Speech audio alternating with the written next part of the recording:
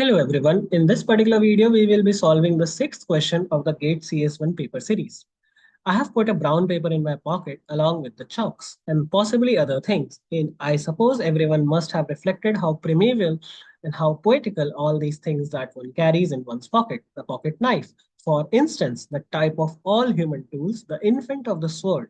Once I planned to write a book of poems entirely about the things in my pocket, but I found out but I found it would be too long, and the age of the great epics is past. From the G.K. Chesterton's A Piece of Chalk.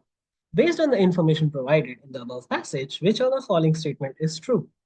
The author of the passage carries a mirror in the pocket to reflect upon things.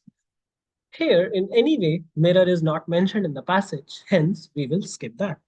The author of the package has decided to write poem on the epics. No, the author of the passage decides to write things with, about the things in his pocket.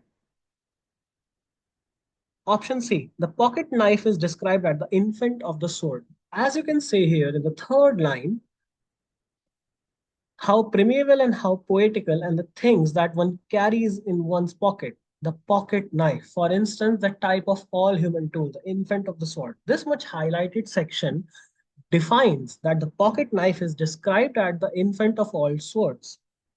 Option D, epics are described as too inconvenient to write. There is no proof or like no mention of the same. Hence, the correct answer of this particular question is option C.